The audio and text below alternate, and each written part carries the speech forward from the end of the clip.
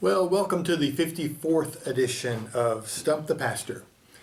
Our question today comes from Jim in Virginia, and he asks, what does Genesis mean when we read that humanity was created in the image and likeness of God? One of those great theological questions, Jim, particularly since for most of history, humans have been trying to create God in the likeness and image of us. People seem to think that God thinks like us, votes like us. God hates the people we hate. But Jim's question has been one of those defining questions in Christian and Jewish history from the beginning.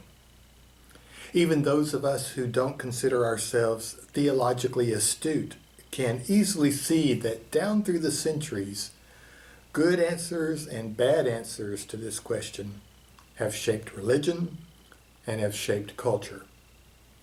From the Holy Roman Empire to American Manifest Destiny, how humans consciously or unconsciously answer this question has shaped history.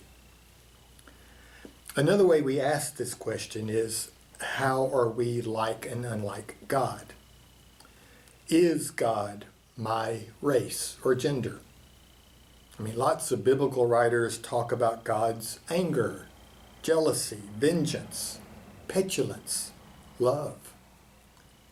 We seem prone to project our attributes unconsciously onto God. Now, while the term image calls us to think of pictures or physical representations, in theological terminology, image comes closer to the idea of essence. Just as we can't comprehend God, the best we can do is describe our experience of God. And we do that with metaphors. So we say things like, God is like. God is like an eagle who helps her young to fly, like a fortress of strength, like the breath of dawn. The danger is that metaphors become idols if we make the metaphors into God, rather than allowing them to describe attributes of God. So the term image and likeness help us keep distance between the reality described and the reality itself, for which we have no suitable words or descriptions. So how do we live into the essence of God? How do we reflect God's image? Well, I believe our best shot for embodying the image of God is when we live the attributes that best describe our experience of God. Living with grace is one way. Living self-giving love is another. Now, there's no way to measure these realities in inches or pounds or years.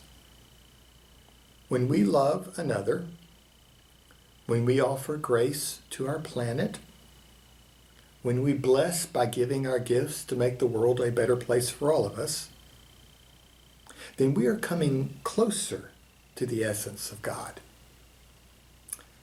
It can't be measured, but I can tell you, you know it when you experience it. See you next time on Stump the Pastor. Well, I hope you are enjoying your retirement, Jim, and thank you for the questions you have sent me. I know that others of you have questions out there, and I hope you'll give me a chance. Send them to me. My address is on the bottom of your screen, and we'll talk about your question on a future edition of Stump the Pastor.